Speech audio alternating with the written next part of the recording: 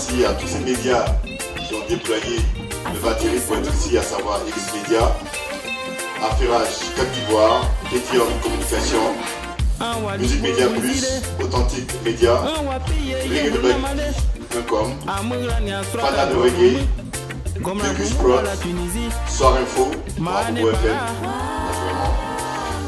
Sabari Plage et Concept Events. En tout cas, bonjour et bienvenue. Nous sommes, à titre de rappel, le 12 septembre de l'an 2020. Il n'y en aura pas deux. Après ce 12 ans, on passera au 13. Ce sera une journée spéciale chargée d'émotions pour quelqu'un que vous aimez. C'est l'artiste DS qui a décidé de présenter une œuvre majeure dans la musique reggae. Lui également, il a décidé de s'inscrire dans cette chambre de personnes avec un fonds assez particulier. Lui, pour qui nous sommes là aujourd'hui, c'est tout simplement à l'état civil Dibeu Liadé Sylvestre Harding. Dibeu Liadé Sylvestre Harding. Son pseudo, c'est le DS. Il aura l'occasion de nous dire pourquoi il a choisi DS. Il a débuté sa carrière en 1990 du côté de Divo. Et Divo, tous ceux qui connaissent Divo, c'est dans la zone où se trouvent les Dida, les BT et tout ça. En Anaganois, on passe par Divo. Déjà, il a aimé la musique depuis les années 90 et il s'inscrit véritablement dans cette musique-là, c'est vrai. Comme on le dit, on connaît Alpha Blondie, on connaît Tikenga, on connaît d'autres artistes, mais il y a toujours eu cette difficulté avec les parents, mais qui ont fini par lui donner l'onction et c'est pour ça que cette œuvre a pu naître. Donc il a débuté véritablement sa carrière en 1997 en composant des chansons propres à lui. Il n'a fait aucun groupe, pour votre gouverne, pour nos amis journalistes, il n'a fait aucun groupe, il n'a participé à aucune formation artistique. Il a appris lui-même et il s'est inscrit dans ce solo-là. Et aujourd'hui, l'œuvre est sortie. Et de 97 à 2000, c'était, je dirais, l'action de préparation. Il prépare l'œuvre. Et Dieu aidant, il se retrouve quelque part en Tunisie. Et il commence déjà en 2015 à enregistrer, à faire les prémices de cet album, Maghreb. Donc c'est depuis la Tunisie, en 2015, que les prémices sont faites. Et la finition se fait en Côte d'Ivoire. Et l'enregistrement démarre en 2015 et ça a donné ce beau fruit-là que vous aurez l'occasion de découvrir avec explication la pluie de tous les titres. Et aujourd'hui, l'album Maghreb est bel et bien là. Je présente cet album pour nos amis journalistes. On aura l'occasion de remettre un CD à chaque média qui est là. Voilà. L'album s'appelle Maghreb. L'album est de 6 titres. Donc, on aura l'occasion de décortiquer ces titres-là de fond en comble. Et l'album a été piloté par Capitaine Noé à l'arrangement. Et c'est cela. Donc, on aura l'occasion. Je rappelle qu'il est chapeauté par le manager Abdul Nick Sissé, que tout le monde connaît. Donc, il va nous donner également les derniers détails pour permettre à notre ami de véritablement faire connaître cet album de très belles factures. Ce que j'aimerais dire aux uns aux autres, c'est le premier album de cet artiste-là, et l'album est de très belles factures. Comme on le dit chez nous, les Africains, quand la tête est là, le genou ne porte pas le chapeau, on va lui donner le micro, il va s'exprimer vis-à-vis de vous pour déjà donner les notes fraîches. Voilà, DS. De façon succincte, tu vas te présenter. C'est vrai que je vais donner un aperçu qui tu es, véritablement à nos amis de la presse. DS, c'est qui? Il a fait quoi et comment est né l'album? Moi, je suis l'artiste DS. Je me nomme à l'état civil Dibeu Liadé Sylvestre Harding. Je suis pété. Je suis originaire d'Issia, précisément de Sérégu. Donc, si je suis là aujourd'hui, c'est pour vous présenter mon album, mon œuvre musicale. Raison pour laquelle je vous ai fait appel pour cela, pour assister. Donc je vous remercie beaucoup d'être là. Donc c'est ouvert et toutes les questions sont les bienvenues. Vous vous présentez, vous dites le nom de votre média et vous donnez votre question. L'artiste est à vous. Bonjour, je suis Mohamed Konaté de Affairage Côte d'Ivoire. Alors ma première question est de savoir que traduit Maghreb. Autrement dit, de quoi parle Maghreb? Que traduit Maghreb? Ok. Maghreb, c'est...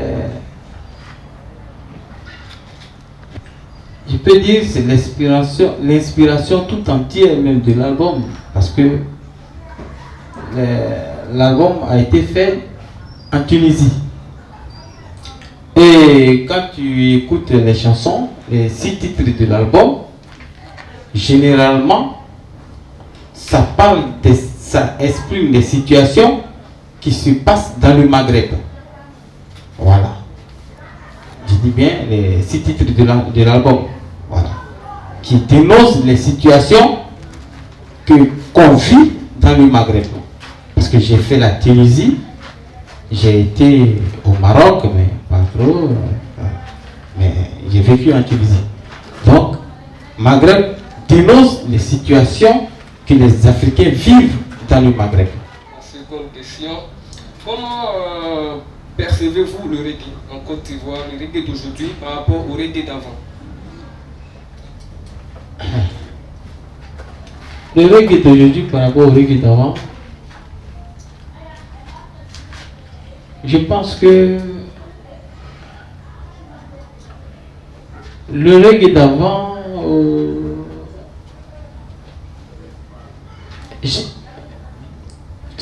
c'est presque la même chose. Hein. Voilà. Parce que je ne vois pas trop de changements, trop de différences entre le reggae d'aujourd'hui et le reggae d'avant. C'est toujours le même esprit. Voilà. C'est toujours le même esprit, l'esprit révolutionnaire, l'esprit de dénonciation. Donc, je pense que peut-être c'est les sonorités ou bien le style peut-être qui fait un peu la différence. Sinon, c'est pareil. Le reggae d'aujourd'hui et le reggae d'avant. Moi, c'est Sandrine Zagbaï de Iris Media.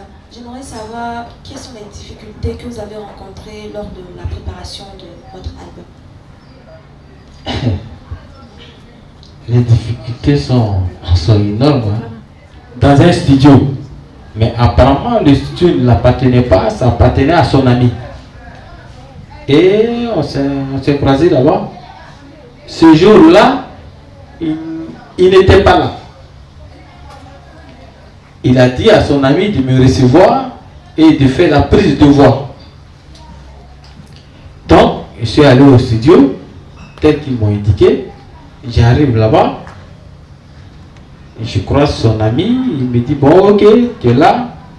On va faire la prise de voix. J'ai dit, ok. Donc, j'ai fait un acapella. J'ai fait un acapella. Et puis, bon, il a vu. Et puis, il a fait la prise de voix. Maintenant, quelques temps après, c'est-à-dire qu'après la prise de voix, l'arrangeur en question que je suis allé croiser, qui est professeur de musique, devait venir maintenant prendre et puis faire son arrangement. Tu sais, quand tu es gaou, souvent, on prend pour toi. Hein. Donc j'étais gaou, donc j'ai rien dit. Donc j'ai fait la prise de voix et puis moi je suis allé à la maison. Ils m'ont dit, ça coûte 1000 dinars. 1000 dinars en Tunisie, c'est 1 million en Tunisie. Là-bas, ils ont deux appellations de leur monnaie. On peut te dire 1000 dinars, on peut te dire 1 million. Donc c'était 1 million qui était 1000 dinars. Donc ils m'ont dit de donner avance 750 dinars, c'est-à-dire 750 000 $, que j'ai donné sur place. Et puis je suis rentré. Et je n'avais plus de nouvelles. Le gars, il a disparu. 1 semaine, 2 semaines, 3 semaines. Et après, je l'appelle, il me dit non, je suis en train de travailler sur ton album. Il dit ok. Il dit t'inquiète, quand je vais finir, je vais t'appeler, comme ça on va faire les finitions. Il m'a dit ok. Il me dit ok, j'ai terminé, on a qu'à se croiser dans le studio. Ok, je vais là-bas. Et on se croise. Il dit bon, on va écouter. Il met, c'est carrément différent de ce que je lui ai demandé. Il m'a fait du R&B. Pourtant je lui ai dit je vais faire du reggae. Il m'a fait du R&B. J'ai dit mais c'est pas ce que j'ai demandé. Il dit non. Vous m'avez dit vous voulez faire du reggae. Il dit oui mais c'est ça. Il dit non. Moi je viens de la Côte d'Ivoire. La Côte d'Ivoire c'est un pays de reggae. Je connais le reggae. Il sait de quoi je parle. Il sait ce que je veux. Il dit non. C'est le reggae. Écoute la batterie. Il dit non, c'est pas ce que je veux. On s'est disputé. Il m'a même saisi l'école. Moi, on se portait les mains. Donc il m'a saisi. Il dit non. Que c'est ce que je veux que lui il a fait. Donc de lui donner le reste de son argent. Il a pris les guitaristes, les pianistes et autres qui ont intervenu sur l'album. Donc de donner le reste de son argent pour les payer. Il dit non, je ne suis pas d'accord. Je ne suis pas d'accord. Donc il m'a saisi, il a commencé à me brutaliser. Moi aussi, je ne voulais pas me laisser faire. J'ai commencé à crier, on s'est disputé. Et après, il s'est calmé. Je lui ai dit, je ne peux pas lui payer. On s'est calmé, on a discuté. Je crois que ce jour-là encore, je lui ai donné 100 dinars. Il m'a dit qu'il a pris un soliste qui a joué dessus. Donc je lui ai donné 100 dinars, c'est-à-dire 100 000 de là-bas, pour payer le soliste.